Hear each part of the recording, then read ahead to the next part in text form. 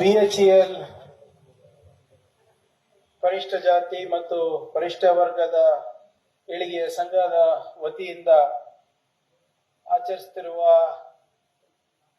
Doctor Baba Saheb Ambedkar ಅವರ 134ನೆಯ ಜಯಂತ್ಯೋತ್ಸವದ ಸಂಭ್ರಮದ ಸಮಾರಂಭಕ್ಕೆ ಆಗಮಿಸಿದಂತ ಶ್ರೀ ರಮೇಶ್ ಕುಮಾರ್ ಅವರೇ,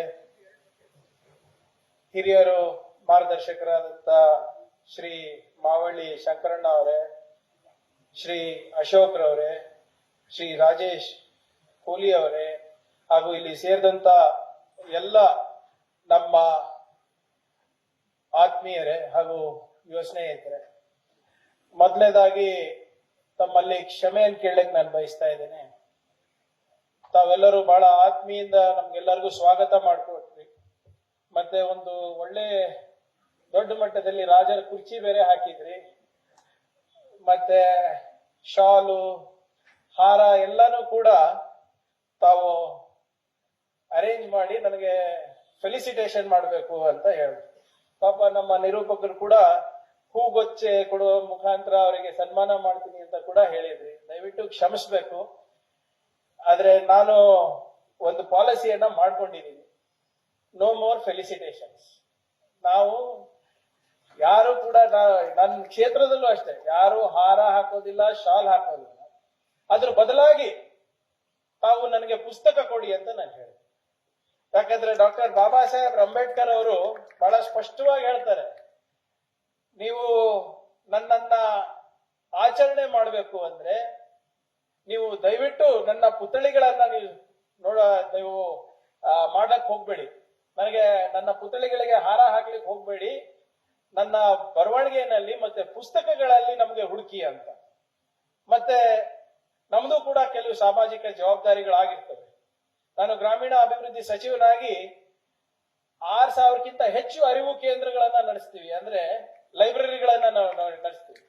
ಸೊ ನೀವು ಕೂಡ ಏನು ಕೂಡ ಪುಸ್ತಕಗಳೆಲ್ಲ ಏನಿದೆ, ನಾನು ಓದಿದ್ರೆ ಸೀದಾ ಅಲ್ಲಿಗೆ ಹೋಗ್ಬಿಡುತ್ತೆ, ಅಥವಾ ನಾನು ಓದ್ಬಿಟ್ಟು ಕೊಡ್ತೀನಿ.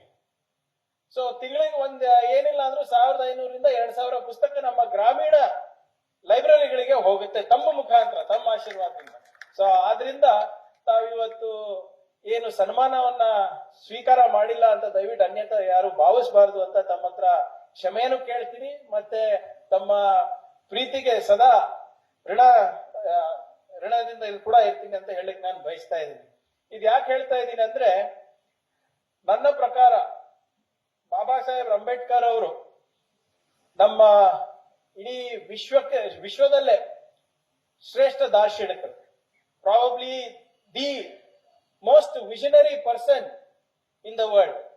ಯಾಕಂದ್ರೆ ನೀವೇ ಯೋಚನೆ ಮಾಡಿ, ಭಾರತ ದೇಶದಂತ ಒಂದು ದೊಡ್ಡ ಸಮಾಜದಲ್ಲಿ ಇಷ್ಟೊಂದು ವಿಭಿನ್ನತೆ, ವಿಶಿಷ್ಟತೆ, ವೈಭವ, ಮತ್ತೆ ಜನಸಂಖ್ಯೆ, ಶತಕೋಟಿ ಜನಸಂಖ್ಯೆಯಲ್ಲಿ ಪ್ರತಿಯೊಬ್ಬರಿಗೂ ಕೂಡ ಒಂದು ಸ್ವಾಭಿಮಾನದ ಬದುಕನ್ನ ಕೊಟ್ಟಿದ್ದಾರೆ ಅಂದ್ರೆ ಆ ಮನುಷ್ಯ ಎಂತ ಮನುಷ್ಯ ಇರ್ಬೇಕು.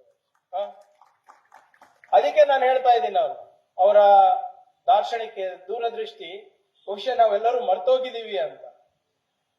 ನಾವು ಅಲ್ಲಿ ಕೂತಾಗ ನಾನು ಶಂಕರಣ್ಣ ಹತ್ರ ಹೇಳ್ತಾ ಇದ್ದೆ, ಪ್ರಸ್ತುತ ವಾತಾವರಣದಲ್ಲಿ ಈ 3 ವ್ಯಕ್ತಿಗಳು ಸಾಕು ನಮ್ಗೆ, ಬುದ್ಧ, ಬಸವ, ಅಂಬೇಡ್ಕರ್.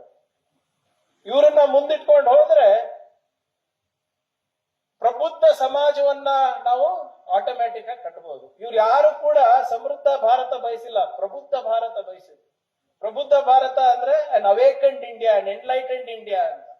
ಅದನ್ನ ನಾವು ಶಿಕ್ಷಣ, ಸಂಘಟನೆ, ಹೋರಾಟ ಮುಖಾಂತರ ಮಾಡಬೇಕು ಅಂತ ಡಾಕ್ಟರ್ ಬಾಬಾ ಸಾಹೇಬ್ ಅಂಬೇಡ್ಕರ್ ಅವರು ಹೇಳಿದ್ರು. ಆದ್ರೆ ಎಷ್ಟು ಜನ ನೆನ್ಪಿಟ್ಕೊಂಡಿದ್ದೀವಿ? ನಾವೆಲ್ಲರೂ ಬರೇ ಜಯಂತಿ ಆಚರಣೆಗೆ ಸೀಮಿತ ಆಗಿದ್ವಿ, ಇನ್ಕ್ಲೂಡಿಂಗ್ ಮೀ. ನಾವು ಬರೇ ನಿಮ್ಮನ್ನ ಹೇಳ್ತಾ ಇಲ್ಲ. ನಾವು ಡಾಕ್ಟರ್ ಬಾಬಾ ಸಾಹೇಬ್ ಅಂಬೇಡ್ಕರ್ ಅವ್ರ ಬಗ್ಗೆ ಸ್ವಲ್ಪ ನಮ್ಮ ಯುವಕರಲ್ಲಿ ಹೆಚ್ಚು ಜಾಗೃತಿ ಮೂಡಿಸ್ಬೇಕು. ಇವಾಗ ನಾನು ITBT ಸಚಿವನಾಗಿ ಹಿಂಗ್ ಮಾತಾಡ್ತಾ ಇದ್ದೀನಿ ಅಂತಲ್ಲ, ಸ್ವಲ್ಪ ಈ ವಾಟ್ಸ್ಆಪ್, ಫೇಸ್ಬುಕ್ ಹೊರಗಡೆಯಿಂದ ಆಚೆ ಬನ್ನಿ ದಯವಿಟ್ಟು. ನಮ್ಮ ಯುವಕರು ಪುಸ್ತಕಗಳೆಲ್ಲ ಓದಿ. ತಂತ್ರಜ್ಞಾನ ಎಷ್ಟು ಬಳಸಬೇಕು, ಬಳಸಬಾರ್ದು ಅಂತ ಇಲ್ಲ, ಅದರಿಂದ ಒಳ್ಳೇದು ಇದೆ, ಕೆಟ್ಟದ್ದು ಇದೆ. ಆದ್ರೆ ಇತ್ತೀಚೆಗೆ ಬರ್ತಾ ಇರುವಂತ ನೀವು ಮಾಹಿತಿಗಳು ನೋಡಿದ್ರೆ ನಮಗೆ ಆತಂಕನೇ ಸೃಷ್ಟಿ ಆಗ್ತದೆ. ಬಾಬಾ ಸಾಹೇಬ್ ಅಂಬೇಡ್ಕರ್ ಅವರು ಯಾವ ಮಟ್ಟಕ್ಕೆ ಅವರ ದೂರದೃಷ್ಟಿ ಇದೆ ಅಂದ್ಬಿಟ್ಟು ನಮ್ಮ ಯುವಕರು ತಿಳ್ಕೋಬೇಕು. ಬಹಳಷ್ಟು ಜನ ಮರ್ತೋಗ್ಬಿಟ್ಟಿದೀವಿ. ನಮ್ಮ ಆಧುನಿಕ ಭಾರತ ನಾವೇನ್ ಇವಾಗ ಕಾಣ್ತಾ ಇದೀವಿ ಅದು ಡಾಕ್ಟರ್ ಬಾಬಾ ಸಾಹೇಬ್ರವರ ಕನಸಂತ ನಾವು ಮರ್ತೋಗ್ಬಿಟ್ಟಿದೀವಿ. ಇವತ್ತವರು ಆರ್ಥಿಕ ತಜ್ಞರು ಅಂತ ಮರ್ತೋಗ್ಬಿಟ್ಟಿದೀವಿ. ಇವತ್ತವರು ಕಾನೂನು ತಜ್ಞರು ಅಂತ ಮರ್ತೋಗ್ಬಿಟ್ಟಿದೀವಿ. ಇವತ್ತು ನಾವೇನ್ ಸ್ವಾಭಿಮಾನದಿಂದ ನಮ್ಮ ಹಕ್ಕುಗಳಿಗೆ ಹೋರಾಟ ಮಾಡ್ತಾ ಇದೀವಿ, ಇದು ಅವ್ರು ಕೊಟ್ಟಿದ್ದ ಒಂದು ಭಿಕ್ಷೆ ಅಂತ ಮರ್ತೋಗ್ಬಿಟ್ಟಿದೀವಿ. ವಿಶ್ವದ ಅತ್ಯಂತ ದೊಡ್ಡ ಸಂವಿಧಾನ ಬರೆದವರು ಡಾಕ್ಟರ್ ಬಾಬಾ ಸಾಹೇಬ್ರಂತ ಮರ್ತೋಗ್ಬಿಟ್ಟು ಇವತ್ತು ಅವರಿಗೆ ನಾವು ಬರೇ ಒಂದು ದಲಿತ ನಾಯಕನಂತ ಮಾತ್ರ ನಾವು ಸೀಮಿತವಾಗಿ ನಾವು ಮಾಡ್ಬಿಟ್ಟಿದೀವಿ. ಯಾಕಂದ್ರೆ ಯೋಚನೆ ಇದು ಯಾಕೆ ಹೇಳ್ತಾ ಇದ್ದೀನಿ ಅಂದ್ರೆ ನಮ್ಮ ಯುವಕರಿಗೆ ಬಹಳ ಜನ ಗೊತ್ತಿಲ್ಲ. ಡಾಕ್ಟರ್ ಬಾಬಾ ಸಾಹೇಬ್ ಅಂಬೇಡ್ಕರ್ ಅವರು ಲಂಡನ್ ಸ್ಕೂಲ್ ಆಫ್ ಎಕನಾಮಿಕ್ಸ್ ನಲ್ಲಿ ಏನ್ ಮಾಡಿದ್ರು, ಕೊಲಂಬಿಯಾ ಯೂನಿವರ್ಸಿಟಿನಲ್ಲಿ ಏನ್ ಮಾಡಿದ್ರು, ಒಂದು ಸಣ್ಣ ಉದಾಹರಣೆ ಕೊಡ್ತೀನಿ ನೋಡಿ. ಡಾಕ್ಟರ್ ಬಾಬಾ ಸಾಹೇಬ್ ಅಂಬೇಡ್ಕರ್ ಅವರು ಕೊಲಂಬಿಯಾ ಯೂನಿವರ್ಸಿಟಿನಲ್ಲಿ ಇದ್ದಾಗ 29 ಕೋರ್ಸ್ ಅರ್ಥಶಾಸ್ತ್ರದಲ್ಲಿ ಮಾಡಿದ್ರು, 11 ಕೋರ್ಸ್ಗಳು ಇತಿಹಾಸದಲ್ಲಿ ಮಾಡಿದ್ರು, 6 ಸಮಾಜಶಾಸ್ತ್ರದಲ್ಲಿ ಮಾಡಿದ್ರು, 5 ತತ್ವಶಾಸ್ತ್ರದಲ್ಲಿ ಮಾಡಿದ್ರು, 4 ಮಾನವಶಾಸ್ತ್ರದಲ್ಲಿ ಮಾಡಿದ್ರು, 3 ರಾಜಕೀಯದಲ್ಲಿ ಮಾಡಿದ್ರು. ಅದೆಲ್ಲ ಹೊರತುಪಡಿಸಿ ಜರ್ಮನ್ ಅಂಡ್ ಫ್ರೆಂಚ್ ಲ್ಯಾಂಗ್ವೇಜ್ ಕೂಡ ಅವ್ರು ಕಲ್ತಿದ್ರು ಬರೇ ಕೊಲಂಬಿಯಾ ಯೂನಿವರ್ಸಿಟಿನಲ್ಲಿ. ಈಗ ನಮ್ಮ ಯುವಕರು ಎಷ್ಟು ಮಟ್ಟಿಗೆ ಕಷ್ಟ ಪಡ್ತಾ ಇದಾರೆ ಅಂತ ನಾವು ಯೋಚನೆ ಮಾಡ್ಬೇಕು. ಅವರು ಆರ್ಥಿಕ ತಜ್ಞರಂತ ಮರ್ತೋಗ್ಬಿಟ್ಟಿದ್ದಾರೆ ಜನರು. He was the first economist in Asia and the only trained economist in the first cabinet of independent India. ಇವತ್ತು ರಿಸರ್ವ್ ಬ್ಯಾಂಕ್ ಆಫ್ ಇಂಡಿಯಾ ಅಂತ ನೀವೇನ್ ನೋಡ್ತೀರಾ ಅದು ಡಾಕ್ಟರ್ ಬಾಬಾ ಸಾಹೇಬ್ ಅಂಬೇಡ್ಕರ್ ಅವರ ಗೈಡ್ಲೈನ್ಸ್ ನಲ್ಲಿ ಸ್ಥಾಪನೆ ಆಗಿದ್ದು. ಫೈನಾನ್ಸ್ ಕಮಿಷನ್ ಅಂತ ಏನ್ ನೋಡ್ತೀರಾ ಅದು ಡಾಕ್ಟರ್ ಬಾಬಾ ಸಾಹೇಬ್ ಅಂಬೇಡ್ಕರ್ ಅವರ ಸಲಹೆ ಮೇರೆಗೆ ಆಗಿರೋದು. ಕೇಂದ್ರ ಸರ್ಕಾರ ಮತ್ತು ರಾಜ್ಯ ಸರ್ಕಾರದ ಆಯವ್ಯಯದ ಸಂಬಂಧಗಳು ಹೇಗಿರ್ಬೇಕು ಅಂದ್ಬಿಟ್ಟು ಕೂಡ ಇವತ್ತು ಪ್ರಸ್ತಾಪ ಮಾಡಿದ್ದು ಡಾಕ್ಟರ್ ಬಾಬಾ ಸಾಹೇಬ್ ಅಂಬೇಡ್ಕರ್ ಅವರು. ಪ್ರಾಬ್ಲಮ್ ಆಫ್ ರುಪಿ ಅಂತ ಒಂದು ಬುಕ್ ಬರೆದಿದ್ದಾರೆ, 100 ವರ್ಷದ ಹಿಂದೆ ಬರೆದಿರೋ ಬುಕ್ ಡಾಕ್ಟರ್ ಬಾಬಾ ಸಾಹೇಬ್ ಅಂಬೇಡ್ಕರ್ ಅವರು. ಅದರಲ್ಲಿ ನಮ್ಮ ಆರ್ಥಿಕ ವ್ಯವಸ್ಥೆ ಹೇಗಿರ್ಬೇಕು, ನಮ್ಮ ರೂಪಾಯಿ ಮೌಲ್ಯ ಎಷ್ಟಿರ್ಬೇಕು, ಹೇಗಿರ್ಬೇಕು, ಇವತ್ತೇನು ಡಿಮಾನಿಟೈಸೇಷನ್ ಎಲ್ಲ ಮೋದಿ ಅವ್ರು ಮಾಡ್ತಾ ಇದಾರಲ್ಲ ಇದ್ರ ಬಗ್ಗೆನೂ ಕೂಡ ಅವಾಗೆ ಉಲ್ಲೇಖಿಸಿದ್ರು. ಆದ್ರೆ ಇವೆಲ್ಲ ಮರ್ತೋಗ್ಬಿಟ್ಟಿದೀವಿ ನಾವು ನಮ್ಮ ಯುವಕರನ್ನೆಲ್ಲ ನನ್ನ ಕಳಕಳಿ ಮನವಿ, go beyond doctor Baba Saheb Ambedkar image of a Dalit leader. ಅವರು ಲಾ ನಲ್ಲಿ ಏನ್ ಮಾಡಿದ್ರು, ಲೇಬರ್ ನಲ್ಲಿ ಏನ್ ಮಾಡಿದ್ರು, ಎಕನಾಮಿಕ್ಸ್ ನಲ್ಲಿ ಏನ್ ಮಾಡಿದ್ರು. ಇವತ್ತು ಒಂದು ಆರ್ಥಿಕವಾಗಿ ಸಶಕ್ತ ಭಾರತ ನಿಂತಿದೆ ಅಂದ್ರೆ ಅದು ಡಾಕ್ಟರ್ ಬಾಬಾ ಸಾಹೇಬ್ ಅಂಬೇಡ್ಕರ್ ಅವರಿಂದ ಅಂತ ನಾವು ಮರಿಬಾರ್ದು. ಇವತ್ತು ನಾವು 134ನೇ ಜಯಂತಿ ಮಾಡ್ತಾ ಇದ್ದೀವಿ. ನನ್ ನೆನಪಿದೆ, ಹಿಂದಿನ ಸರ್ಕಾರದಲ್ಲಿ ನಾನು ಮೊದಲೇ ಬಾರಿ ಸಚಿವನಾದಾಗ 125 ವರ್ಷ ಆಗಿತ್ತು ಬಾಬಾ ಸಾಹೇಬ್ರ 125 years of doctor Baba Saheb anniversary. ಕೇಂದ್ರ ಸರ್ಕಾರದಿಂದ ಹಲವಾರು ಕಾರ್ಯಕ್ರಮಗಳಿತ್ತು. ಇಲ್ಲೂ ಕೂಡ ಒಂದು ದೊಡ್ಡ ಮಟ್ಟದಲ್ಲಿ ಏನೋ ಒಂದು ಸಮಾವೇಶ ಮಾಡಬೇಕು ಅಂತ ಇದೆ. ಅವಾಗ ನಾವು ಮಹದೇವಪ್ಪ ಸಾಹೇಬ್ರೆಲ್ಲ ಹೋಗಿ ಸಿದ್ದರಾಮಯ್ಯ ಸಾಹೇಬ್ರ ಹತ್ರ ಹೇಳಿದ್ವಿ, ಸರ್ ಸಮಾವೇಶ ಮಾಡಿ, ಬೇಡ ಅಂತ ಇಲ್ಲ, ಫಲಾನುಭವಿಗಳ ಸಮಾವೇಶ ಮಾಡೋಣ, ಬೇಡ ಅಂತ. ಆದ್ರೆ ನಾವು ಡಾಕ್ಟರ್ ಬಾಬಾ ಸಾಹೇಬ್ ಅಂಬೇಡ್ಕರ್ ಅವರಿಗೆ ನಿಜವಾಗ್ಲೂ ಗೌರವ ಸಲ್ಲಿಸಬೇಕು ಅಂದ್ರೆ ಅವ್ರ ಹೆಸರಿನಲ್ಲಿ ಒಂದು ದೊಡ್ಡ ಯೂನಿವರ್ಸಿಟಿ ತೆಗೆಯೋಣ ಸರ್. ಯಾವ ರೀತಿ ಲಂಡನ್ ಸ್ಕೂಲ್ ಆಫ್ ಎಕನಾಮಿಕ್ಸ್ ಇದೆ ಅದೇ ಮಾದರಿನಲ್ಲಿ doctor Baba Saheb Ambedkar school of economics ನಮ್ಮ ಬೆಂಗಳೂರಿನಲ್ಲಿ ಮಾಡೋಣ ಸರ್.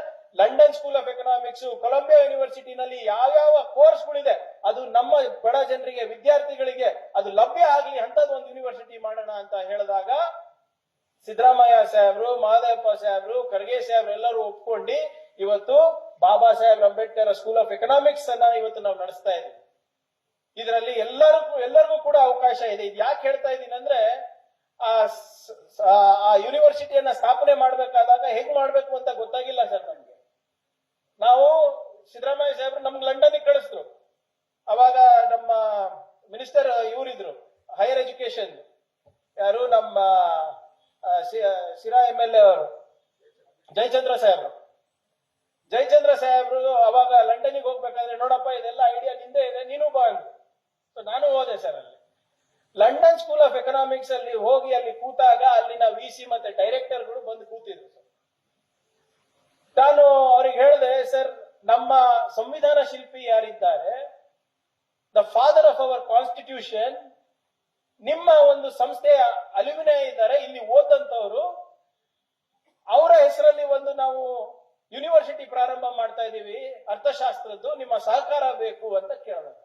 ನೀವು ಯಾರು ಅಂಬೇಡ್ಕರ್ ಅವ್ರ ಬಗ್ಗೆ ಮಾತಾಡ್ತಾ ಇದ್ದೀರಾ ಅಂತ ಕೇಳಿದ್ರು. ನಿಮ್ಗೆ ಟೈಮ್ ಇದೆಯಾ ಅಂತ ಕೇಳಿದ್ರು. ಹೌದು ಸರ್, ನಮ್ಮಲ್ಲಿ ಯಾರು ಇಲ್ಲಿ ನೆಂಟರು ಬೀಗ್ರಿ ಇಲ್ಲ, ನನ್ನ ಹತ್ರ ಬಹಳ ಟೈಮ್ ಇದೆ ಅಂತ ಹೇಳಿದ್ರು. ಕರ್ಕೊಂಡು ಹೋದ್ರು ಸರ್ ನನಗೆ. ಇಲ್ಲಿ ಯೂನಿವರ್ಸಿಟಿನಲ್ಲಿ ಎಲ್ಲೋ ಬಹಳ ದೂರದಲ್ಲಿ ಅವ್ರ ಡಿಪಾರ್ಟ್ಮೆಂಟ್ ಇದೆ. ಡಿಪಾರ್ಟ್ಮೆಂಟ್ ಆಫ್ ಎಕನಾಮಿಕ್ಸ್ ಕರ್ಕೊಂಡು ಹೋದ್ರೆ ಅಲ್ಲಿ ಏನಿದೆ, ಏನಿದೆ ತಮ್ಗೆ ಆಶ್ಚರ್ಯ ಆಗ್ಬೋದು ಸರ್. ಡಾಕ್ಟರ್ ಬಾಬಾ ಸಾಹೇಬ್ ಅಂಬೇಡ್ಕರ್ ಅವರ ಪುತ್ಳಿ ಇದೆ ಅಲ್ಲಿ. ಎಲ್ಲಿ? ಲಂಡನ್ ಸ್ಕೂಲ್ ಆಫ್ ಎಕನಾಮಿಕ್ಸ್ ನಲ್ಲಿ. ಅದ್ರ ಮೇಲೆ ಕಲ್ಲಲ್ಲಿ ಏನ್ ಕೆತ್ತಿದೆ ಅಂದ್ರೆ ಅಮರ್ತ್ಯ ಸೇನ್ ಅವರ ಒಂದು ಹೇಳಿಕೆ. ಅಮರ್ತ್ಯ ಸೇನ್ ಅವರು ಯಾರು? ಅರ್ಥಶಾಸ್ತ್ರದಲ್ಲಿ ನೊಬೆಲ್ ಪ್ರೈಸ್ ಸಿಕ್ಕವರು. ಅಲ್ಲಿ ಏನ್ ಬರ್ದಿದ್ದಾರೆ ಅಂದ್ರೆ ಅಮರ್ತ್ಯ ಸೇನ್ ಅವರು ಹೇಳಿರೋದನ್ನ ಅವರು ಕೆತ್ತಿದ್ದಾರೆ. ಅಲ್ಲಿ ಏನಂತ ಹೇಳಿದ್ರು ಅಮರ್ತ್ಯ ಸೇನ್ ಅವರು? Doctor BR Ambedkar is my father of economics ಅಂತ ಹೇಳಿದ್ದನ್ನ ಅಲ್ಲಿ ಬರ್ದಿದ್ರು. ಇಲ್ಲಿ ನಮ್ಮ ಯೂನಿವರ್ಸಿಟಿಗಳಲ್ಲಿ ಇನ್ನ ಕೂಡ ಬಾಬಾ ಸಾಹೇಬ್ ಅಂಬೇಡ್ಕರ್ ಅವರು ಪುತ್ಳಿ ಹಾಕಬೇಕು ಅಂದ್ರೆ ಜಗಳ ಆಡಬೇಕು ಅಂತ ವ್ಯವಸ್ಥೆನಲ್ಲಿ ಇದೀವಿ. ಆದ್ರೆ ಇದರಲ್ಲಿ ಅವ್ರ ತಪ್ಪಿಲ್ಲ, ನಾವೇ ತಿಳ್ಕೊಂಡಿಲ್ಲ ಬಾಬಾ ಸಾಹೇಬ್ರ ಬಗ್ಗೆ. ಇವತ್ತು ನೀವೆಲ್ಲರೂ ಇಲ್ಲಿ ಕೂತಿದ್ದೀರಾ, ಪಬ್ಲಿಕ್ ಸೆಕ್ಟರ್ ಯೂನಿಟ್ ನಲ್ಲಿ ಕೆಲಸ ಮಾಡ್ತಾ ಇದ್ದೀರಾ. ಲೇಬರ್ ಲಾಸ್ ಮಾಡಿದವರು ಯಾರು? Doctor Baba Saheb Ambedkar. Minimum wages act ಮಾಡಿದವರು ಯಾರು? ಬಾಬಾ ಸಾಹೇಬ್ ಅಂಬೇಡ್ಕರ್. PF ಅಂತ ಅಂದ್ರೆ ಪ್ರಾವಿಡೆಂಟ್ ಫಂಡ್ ತಂದವರು ಯಾರು? ಡಾಕ್ಟರ್ ಬಾಬಾ ಸಾಹೇಬ್ ಅಂಬೇಡ್ಕರ್. ಇನ್ಶೂರೆನ್ಸ್ ಮಾಡಿಸಿದವರು ಯಾರು? ಡಾಕ್ಟರ್ ಬಾಬಾ ಸಾಹೇಬ್ ಅಂಬೇಡ್ಕರ್. ಇವತ್ತು ಮಹಿಳೆಯರು ಕೂಡ ಇಲ್ಲಿ ಕೆಲಸ ಮಾಡ್ತಾರೆ. ಇಷ್ಟೊಂದು ಮಹಿಳೆಯರು ಸೇರಿದ್ರ, ಇವತ್ತು ತಾವೆಲ್ಲರೂ ಇಲ್ಲಿ ಇದೀರಾ ಅಂದ್ರೆ ಡಾಕ್ಟರ್ ಬಾಬಾ ಸಾಹೇಬ್ ಅಂಬೇಡ್ಕರ್ ಅವರ ಪುಣ್ಯ. ಇವತ್ತು ನಮ್ಮ ಹೆಣ್ಮಕ್ಳು ಮುನ್ಸಿಪಾಲಿಟಿ ಅಧ್ಯಕ್ಷರು, ಜಿಲ್ಲಾ ಪಂಚಾಯತ್ ಅಧ್ಯಕ್ಷರು, MLAಗಳು, ಪ್ರೆಸಿಡೆಂಟ್, ಪ್ರೈಮ್ ಮಿನಿಸ್ಟರ್, ಸಭಾಪತಿಗಳಾಗಿದ್ದಾರೆ ಅಂದ್ರೆ ಆ ಹಕ್ಕನ್ನ ಕೊಡಿಸಿದ್ದು ಡಾಕ್ಟರ್ ಬಾಬಾ ಸಾಹೇಬ್ ಅಂಬೇಡ್ಕರ್ ಅವರು ಅಂತ ನಾವು ಮರಿಬಾರ್ದು. ಇವತ್ತು ಮಹಿಳೆಯರು ಸಮಾಜದ ಮುಖ್ಯವಾಹಿನಿಗೆ ಬರಬೇಕು ಅಂತ ಯಾರಾದ್ರೂ ರಾಜೀನಾಮೆ ಕೊಟ್ಟಿದ್ರೆ ಅದು ಡಾಕ್ಟರ್ ಬಾಬಾ ಸಾಹೇಬ್ ಅಂಬೇಡ್ಕರ್ ಅವ್ರು ಕೊಟ್ಟಿರೋದು. ಹಿಂದೂ ಕೋಡ್ ಬಿಲ್ ಬಗ್ಗೆ ತಮ್ಗೆಲ್ಲ ಗೊತ್ತಿದೆ, ಹೆಚ್ಚೇನು ನಾನು ಉಲ್ಲೇಖಿಸಕ್ಕೆ ಹೋಗೋದಿಲ್ಲ. ಆದ್ರೆ ಇವೆಲ್ಲಾನು ಕೂಡ ನಾವು ಮರ್ತೋಗ್ಬಿಟ್ಟಿದೀವಿ. ಇದನ್ನ ನಾವು ತಿಳ್ಕೊಂಡು ಹೆಚ್ಚಿನ ಸಂಖ್ಯೆಯಲ್ಲಿ ನಾವು ಪ್ರಚಾರ ಮಾಡಬೇಕು. ಯಾಕಂದ್ರೆ ಬಹಳಷ್ಟು ಜನ ಇತ್ತೀಚೆಗೆ ಸಂವಿಧಾನದ ಬಗ್ಗೆ ಬಹಳ ಹಗುರವಾಗಿ ಮಾತಾಡ್ತಾರೆ. ಈ ಸಂವಿಧಾನವನ್ನ ನಾವು ಹಾಗೆ ಬಂದಿಲ್ಲ ನಮ್ಗೆ. ಡಾಕ್ಟರ್ ಬಾಬಾ ಸಾಹೇಬ್ ಅಂಬೇಡ್ಕರ್ ಅವರು ಅವಾಗ ಎಷ್ಟು ಕಷ್ಟಪಟ್ಟಿರ್ಬೇಕು ನೋಡಿ. ಇವಾಗ ಒಂದು ಸಣ್ಣ ಪುಟ್ಟ ಅಮೆಂಡ್ಮೆಂಟ್ ತರಬೇಕು ಅಂದ್ರೆ ನಾವು ಹೋರಾಟ ಮಾಡ್ಬೇಕು.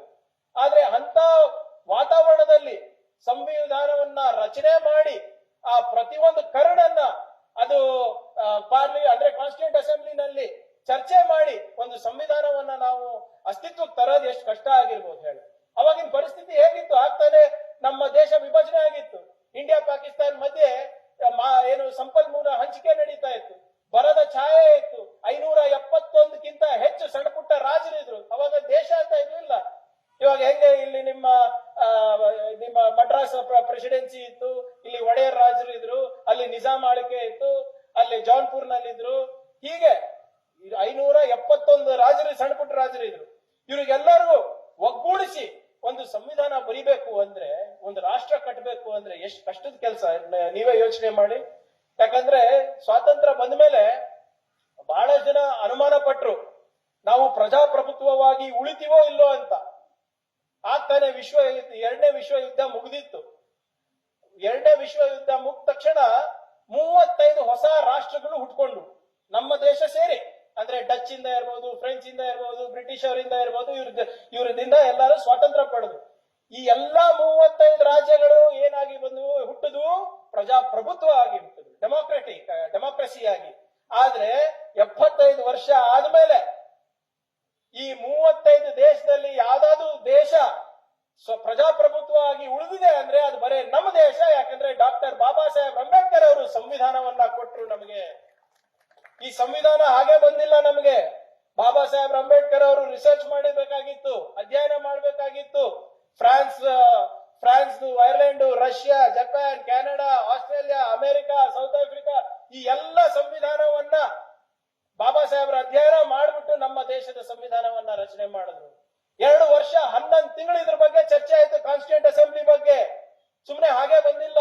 ಇವ್ರಿಗೆ ಯಾಕೆ ರಿಸರ್ವೇಶನ್, ಅವ್ರಿಗೆ ಯಾಕೆ ರಿಸರ್ವೇಶನ್, ಆರ್ಟಿಕಲ್ 370 ಯಾಕೆ ಕಾಶ್ಮೀರ, 371 ಅಂದ್ರೆ ಏನು, ಎಲ್ಲನೂ ಕೂಡ ಚರ್ಚೆ ಆಗಿದೆ. ಆದ್ರೆ ಸಮಸ್ಯೆ ಏನಪ್ಪಾ ಅಂದ್ರೆ ನಾವು ನಮ್ಮ ಇತಿಹಾಸವನ್ನ ನಾವು ಓದ್ಕೊಳಕ್ ತಯಾರಿಲ್ಲ. ನೀವೇ ಸ್ವಲ್ಪ ಯೋಚನೆ ಮಾಡಿ. ನಮ್ಮ ದೇಶದಲ್ಲಿ 25,000ಕ್ಕಿಂತ ಹೆಚ್ಚು ಜಾತಿಗಳಿದೆ. 25,000ಕ್ಕಿಂತ ಹೆಚ್ಚು ಜಾತಿಗಳು. ನಮ್ಮ ಆಚಾರ ಬೇರೆ, ವಿಚಾರ ಬೇರೆ, ನಮ್ಮ ದೇವರು ಬೇರೆ, ನಮ್ಮ ಗ್ರಂಥಗಳು ಬೇರೆ, ನಮ್ಮ ಆಹಾರ ಬೇರೆ, ಉಡುಪು ಬೇರೆ.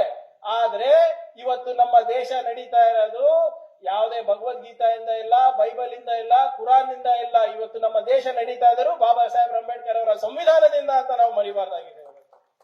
ಆದ್ರಿಂದ ನನ್ನ ಮನವಿ ಇಷ್ಟೇ, ನಾನಿನ್ನು ಹೆಚ್ಚೇನು ಮಾತಾಡ್ಲಿಕ್ಕೆ ಹೋಗೋದಿಲ್ಲ. ಯಾಕಂದ್ರೆ ಇನ್ನ ಬಹಳ ಜನನು ಮಾತನಾಡೋರಿ. ಇವತ್ತು ಕೆಂಪೇಗೌಡ ಜಯಂತಿ, ನಾಡಪ್ರಭು ಕೆಂಪೇಗೌಡ ಜಯಂತಿ, ಮಾನ್ಯ ಮುಖ್ಯಮಂತ್ರಿಗಳವ್ರ ಫಂಕ್ಷನ್ ಕೂಡ ಇದೆ. ಆದ್ರೆ ಈ ಸಂವಿಧಾನದ ಉಳಿಸುವ ಜವಾಬ್ದಾರಿ ನಮ್ಮೆಲ್ಲರದು ಆಗಿದೆ. ಯಾಕಂದ್ರೆ ಕೆಲವು ಸಂಘಟನೆಗಳಿಗೆ ನಾನೇನ್ ಬಿಚ್ಚಿ ಹೇಳೋದೇನು ಅವಶ್ಯಕತೆ ಇಲ್ಲ. ಯಾಕಂದ್ರೆ ಇದು ಪಬ್ಲಿಕ್ ಸೆಕ್ಟರ್ ಯೂನಿಟ್, ಕೇಂದ್ರ ಸರ್ಕಾರದ ಪುರಸ್ಕೃತ ಯೋಜನೆಗಳಲ್ಲಿ ನಡೆಯೋದು, ಇಲ್ಲಿ ನಿಂತು ಮಾತಾಡೋದು ಸರಿಯಲ್ಲ ಅಂತ ನನ್ನ ಅಭಿಪ್ರಾಯ. ಆದ್ರೆ ಕೆಲವು ಸಂಘಟನೆಗಳಿಗೆ ಈ ಸ್ವಾಭಿಮಾನದ ಬದುಕು ಮತ್ತೆ ಈ ಸಮಾನತೆ ಅಂತ ನಾವೇನ್ ಮಾತಾಡ್ತೀವಿ, ಅದು ಅವ್ರಿಗೆ ಇಷ್ಟ ಇಲ್ಲ. ಅವ್ರ ಇತಿಹಾಸ, ನಮ್ಮ ಇತಿಹಾಸ ಹೇಗೆ ಬಾಬಾ ಸಾಹೇಬ್ರ ಇತಿಹಾಸವನ್ನ ನಾವು ನೋಡ್ತಾ ಇದ್ದೀರಾ, ಹಂಗೆ ಅವ್ರ ಇತಿಹಾಸನು ತೆಗೆದು ನೋಡಿ. ಯಾವ ಸಂಘಟನೆಗಳು ಸಂವಿಧಾನವನ್ನ ಬೇಡ ಅಂದ್ಬಿಟ್ಟು, ಮನುಸ್ಮೃತಿನೇ ನಮ್ ಸಂವಿಧಾನ ಆಗ್ಬೇಕು ಅಂದ್ಬಿಟ್ಟು ಹೋರಾಟ ಮಾಡಿದ್ರು, ಅದೆಲ್ಲ ತಾವೆಲ್ಲ ನೋಡ್ಕೋಬೇಕಾಗಿದೆ ಇವತ್ತು. ಯಾಕಂದ್ರೆ ಇವಾಗ ಇತ್ತೀಚೆಗೆ ಬಹಳ ಕಾಮನ್ ಆಗ್ಬಿಟ್ಟಿದೆ ಒಂದು ಪದ. ನಾನು ಈಗ ನನಗೆ 44, ಈಗ ನಮ್ಮ ನಿರೂಪಕರು ಹೇಳ್ತಾ ಇದ್ರು, ನಾನು ಹಿಂದಿನ ಕ್ಯಾಬಿನೆಟ್ ನಲ್ಲಿ ಅತ್ಯಂತ ಕಿರಿಯ ಮಂತ್ರಿ ಇದ್ದೆ, ಈ ಕ್ಯಾಬಿನೆಟ್ ನಲ್ಲೂ ನಾನು ಅತ್ಯಂತ ಕಿರಿಯನೇ ಇದ್ದೀನಿ. ನಾನು ಹಿಂದೆ ನಾನು ಇಷ್ಟೊಂದು ಈ ಪದ ಕೇಳಿರ್ಲಿಲ್ಲ. ಆದ್ರೆ ಕಳೆದ ಒಂದು 12 ವರ್ಷದಿಂದ ಈ ಪದ ಕೇಳ್ತಾ ಇದ್ದೀನಿ. ನೀವು ನನ್ನ ಐ ಥಿಂಕ್ ನೀವೆಲ್ಲರೂ ಕೂಡ ನನ್ನ ಜೊತೆ ಇದ್ರ ಬಗ್ಗೆ ಒಪ್ಪಿಗೆ ಇದೆ ಅಂತ. ಯಾವ ಪದ ಹೇಳಿ? ದೇಶದ್ರೋಹಿ. ಹೌದಾ ಇಲ್ಲ? ಮುಂಚೆ ಅಣ್ಣ ನೀವು ಕೇಳಿದ್ರೆ, ನೀವೆಲ್ಲ ಹೋರಾಟದಿಂದ ಬಂದವರು, ಮುಂಚೆ ಇಷ್ಟೊತ್ತು ಕೇಳ್ತಾ ಇಲ್ಲ. ಈಗ ಏನಾಗಿದೆ, ನಾವು ನಿಮ್ಮ ಸಿದ್ಧಾಂತ ಒಪ್ಪಿಲ್ಲ ಅಂದ್ರೆ ನೀವು ದೇಶದ್ರೋಹಿ. ಹೌದಾ ಇಲ್ಲ? ಅದು ಸಾರ್ವಜನಿಕರಲ್ಲಿ ಚರ್ಚೆ ಬರ್ತದೆ, ಆ ಪ್ರೈಮ್ ಟೈಮ್ ನಲ್ಲಿ ಡಿಬೇಟ್ ಮಾಡ್ತಾರೆ ಟಿವಿನಲ್ಲಿ. ಇದನ್ನು ಕೂಡ ಡಾಕ್ಟರ್ ಬಾಬಾ ಸಾಹೇಬ್ ಅಡ್ರೆಸ್ ಮಾಡಿದ್ರು. December 25, 1949, Dr. Baba Saheb Ambedkar, in his last speech in the Constituent Assembly, he has defined who is an anti-national. Dr. Baba Saheb Ambedkar ಅವರು, he has defined who is an anti-national. ಅವ್ರು ಏನ್ ಹೇಳ್ತಾರೆ? People who sow seeds of jealousy between castes in society, people who don't believe in equality, and people who hinder social and economic progress of the country using caste and religion are the real anti-nationals. ಅಂದ್ರೆ ಯಾರು ಜಾತಿಗೆ ಅಸೂಯೆಯ ವಿಷ ಬೀಜವನ್ನ ಬಿತ್ತಾರೆ, ಜಾತಿ ಹೆಸರಲ್ಲಿ ಜಗಳ ಹಚ್ಚಿ ನಮ್ಮ ದೇಶದ ಆರ್ಥಿಕ ಹಾಗೂ ಸಾಮಾಜಿಕ ಪ್ರಗತಿಯನ್ನ ಕುಂಠಿತಗೊಳಿಸ್ತಾರೆ, ಅವರು ನಿಜವಾದ ದೇಶದ್ರೋಹಿಗಳು ಅಂತ ಡಾಕ್ಟರ್ ಬಾಬಾ ಸಾಹೇಬ್ ಅಂಬೇಡ್ಕರ್ ಅವರು ಪಾರ್ಲಿಮೆಂಟ್ ಅಲ್ಲಿ ಹೇಳಿದ್ದಾರೆ. ಆದ್ರಿಂದಾನೇ ದಯವಿಟ್ಟು ತಾವೆಲ್ಲ ಜಾಗೃತರಿರ್ಬೇಕು. ಈಗೆಲ್ಲ ನಾನು ಅದಕ್ಕೆ ಹೇಳ್ತೀನಿ, ವಾಟ್ಸ್ಆಪ್ ಅದರಿಂದ ಹೊರಗೆ ಬಂದ್ರೆ ಬಾಬಾ ಸಾಹೇಬ್ ಲೇಖನಗಳು ಓದ್ಬಿಟ್ರೆ ನಮ್ಮ ದೇಶದ ಇತಿಹಾಸ, ಸಮಾಜದ ಇತಿಹಾಸ ಎಲ್ಲಾನು ನಿಮಗ್ ಗೊತ್ತಾಗುತ್ತೆ. ಅಷ್ಟೇ ಅಲ್ಲ, ಅವರ ದೂರದೃಷ್ಟಿಯಿಂದ ಒಂದು ನವ ಕರ್ನಾಟಕದ ನಿರ್ಮಾಣ ಹೇಗ್ ಮಾಡಬಹುದು, ಒಂದು ನವ ಭಾರತದ ನಿರ್ಮಾಣ ಹೇಗ್ ಮಾಡಬಹುದು, ಮತ್ತೆ ಒಂದು ಪ್ರಬುದ್ಧ ಸಮಾಜವನ್ನ ಯಾವ ರೀತಿ ಕಟ್ಟಬಹುದು ಅಂತ ಕೂಡ ಅವರಿಂದ ಕಲೀಲಿಕ್ಕೆ ಬಹಳ ಇದೆ. ಆದ್ರಿಂದ ದಯವಿಟ್ಟು ನಾನು ಹೇಳ್ದಂಗೆ ಇನ್ನ ಬಹಳಷ್ಟು ಮಾತಾಡೋದಿದೆ, ಆದ್ರೆ ಇದು ಸಂದರ್ಭನೂ ಅಲ್ಲ, ಸನ್ನಿವೇಶನೂ ಅಲ್ಲ. ಆಮೇಲೆ ನೀವು ನಾನು ಹೇಳ್ದಂಗೆ ಈ ವಾತಾವರಣದಲ್ಲಿ ಮಾತಾಡಿದ್ರೆ ಮತ್ತೆ ಇಲ್ಲಿ ಸರಿನೂ ಅನ್ಸಲ್ಲ. ಆಮೇಲೆ ನಿಮ್ಮ ಆಫೀಸರ್ಸ್ ಕೂಡ ನಾನು ಮುಜುಗರ ಮಾಡ್ಲಿಕ್ಕೆ ಇಷ್ಟ ಇಲ್ಲ ನನಗೆ. ಆದ್ರಿಂದ ನನ್ನ ಮನವಿ ಇಷ್ಟೇ, ನಮ್ಮ ಯುವಕರಿಗೆ ದಯವಿಟ್ಟು ಏನು 75 ವರ್ಷದಿಂದ ನಾವು ಒಂದು ಪ್ರಬುದ್ಧ ಸಮಾಜವನ್ನ ಕಟ್ಟುವ ಕನಸನ್ನ ನಾವು ಕಂಡಿದ್ದೀವಿ. ಆ ಕನಸನ್ನ ನನಸು ಮಾಡ್ಬೇಕಾದ್ರೆ ತಾವು ಸಂವಿಧಾನದ ರಕ್ಷಣೆ ಮಾಡಬೇಕಾಗ್ತದೆ. ಸಾಮಾಜಿಕ ನ್ಯಾಯ, ರಾಜಕೀಯ ನ್ಯಾಯ ಹಾಗೂ ಆರ್ಥಿಕ ನ್ಯಾಯ ಸಿಗುವುದರಲ್ಲಿ ತಮ್ಮ ಪಾತ್ರ ಬಹಳ ಮುಖ್ಯ ಆಗಿದೆ. ಯಾಕಂದ್ರೆ ಭವಿಷ್ಯ ನಿಮ್ಮದಿದೆ. ನೀವು ಈಗ ತಾನೇ ನಮ್ಮ ಇಬ್ರು ಯುವ ಸ್ನೇಹಿತರು ಮಂಜು ಮತ್ತು ಇವರು ಹಾಡಿದ್ರಲ್ಲ ಪೀಠಿಕೆಯನ್ನ, ಬಹಳ ಚೆನ್ನಾಗಿ ವಿನೂತನವಾಗಿ ತಾವು ಪ್ರಸ್ತಾಪ ಮಾಡಿದ್ವಿ. ಆ ಪೀಠಿಕೆ ನಲ್ಲಿ ಇರುವಂತ ಪದಗಳನ್ನ ಅರ್ಥ ಮಾಡ್ಕೊಳ್ಳಿ. ಸಾಮಾಜಿಕ, ಆರ್ಥಿಕ ಹಾಗೂ ರಾಜಕೀಯ ಸಮಾನತೆ ಅದಕ್ಕೋಸ್ಕರ ನಾವು ಹೋರಾಟ ಮಾಡ್ಬೇಕಾಗ್ತದೆ. ಹೌದು, ಸಂವಿಧಾನದಲ್ಲಿ ಕಾನೂನಲ್ಲಿ ಎಲ್ಲಾನು ಬರ್ದಿಟ್ಟು ಹೋಗಿದ್ದಾರೆ, ಆದ್ರೆ ಅದು ಅನುಷ್ಠಾನಕ್ಕೆ ತರಬೇಕಂದ್ರೆ ನಾವೆಲ್ಲರೂ ಹೆಚ್ಚು ಜಾಗೃತರಾಗಬೇಕು. ಇದು ಸಂವಿಧಾನ ಏನಿದೆ ಅದು ಬರೇ SC ST ದವರಿಗೆ ಅಷ್ಟೇ ಅಲ್ಲ, ಪ್ರತಿಯೊಬ್ಬ ಪ್ರಜೆ ಕೂಡ ಆಗಿದೆ. ಎಲ್ಲರೂ ಲಾಭ ತಗೊಂಡಿದ್ದಾರೆ. ಹೇಳಿ ಇವತ್ತು ಈಗ 3A ರಿಸರ್ವೇಶನ್ ಯಾರಿಗಪ್ಪ? ನಿಮಗ್ ಬರ್ತದ? 2B ರಿಸರ್ವೇಶನ್ ನಿಮಗ್ ಬರ್ತದ? ಮಹಿಳೆ ರಿಸರ್ವೇಶನ್ ನಿಮಗ್ ಬರ್ತದ? ಎಲ್ಲರಿಗೂ ಅವಕಾಶ ಇದೆ. ಆರ್ಥಿಕವಾಗಿ ಹಿಂದುಳಿದ ಮೇಲ್ವರ್ಗದವರಿಗೂ ಈ ಸಂವಿಧಾನದಲ್ಲಿ ಅವಕಾಶ ಇದೆ. ಆದ್ರೆ ಕೆಲವು ಶಕ್ತಿಗಳು ಇರ್ತವೆ ಪ್ರಜಾಪ್ರಭುತ್ವದಲ್ಲಿ. ಆ ಶಕ್ತಿಗಳನ್ನ ಮೀರಿ ನಾವು ಕೆಲಸ ಮಾಡಿ ನಮ್ಮ ರಾಷ್ಟ್ರವನ್ನ ಕಟ್ಟಬೇಕು, ನಮ್ಮ ಸಮಾಜವನ್ನ ಕಟ್ಟಬೇಕು ಅಂದ್ರೆ ನಿಮ್ಮೆಲ್ಲರ ಪಾತ್ರ ಹೆಚ್ಚಾಗಿದೆ. ಮತ್ತೆ ವಿಶೇಷವಾಗಿ ನೀವೆಲ್ಲರೂ ಜಾಗೃತರಾಗಬೇಕಾಗಿದೆ. ಇದು ರಾಜಕೀಯ ಭಾಷಣ ಅಂತ ಅಲ್ಲ, ಇದು ನಮ್ಮೆಲ್ಲರ ಸಾಮಾಜಿಕ ಜವಾಬ್ದಾರಿ ಅಂತ ತಿಳ್ಕೊಬೇಕು. ಸೊ ಆದ್ರಿಂದ ಬಂಧುಗಳೇ, ನಾನು ಹೆಚ್ಚೇನು ಮಾತಾಡ್ಲಿಕ್ಕೆ ಹೋಗೋದಿಲ್ಲ. ಇವತ್ತು ತಾವೆಲ್ಲರೂ ನನಗೆ ಇಲ್ಲಿ ಕರೆಸಿ ಬಹಳ ಆತ್ಮೀಯವಾಗಿ ತಮ್ಮ ಸಹೋದರನಾಗಿ ತಾವು ಗೌರವಿಸಿದ್ದೀರಾ. ಇವತ್ತು ವೇದಿಕೆ ಮೇಲೆ ಆಸೀನರಾದಂತ ಎಲ್ಲ ಗಣ್ಯಮಾನ್ಯರಿಗೂ ಕೂಡ ವೈಯಕ್ತಿಕವಾಗಿ ನಾನು ಅವರಿಗೆ ಅಭಿನಂದನೆಯನ್ನ ಸಲ್ಲಿಸ್ತಾ, ಹಾಗೂ ಎಲ್ಲ ನಮ್ಮ BHAಯಲ್ಲಿನ ಈ ಸಂಘಟನೆಯ ಎಲ್ಲ ಸದಸ್ಯರಿಗೂ ಮತ್ತೆ ನಾಯಕರಿಗೂ ಕೂಡ ನನ್ನ ಅಭಿನಂದನೆಗಳನ್ನ ತಿಳಿಸ್ತಾ ನನ್ನ 2 ಮಾತು ಮುಗಿಸ್ತಾ ಇದ್ದೀನಿ. ಜೈ ಹಿಂದ್, ಜೈ ಕರ್ನಾಟಕ, ಜೈ ಭೀಮ್.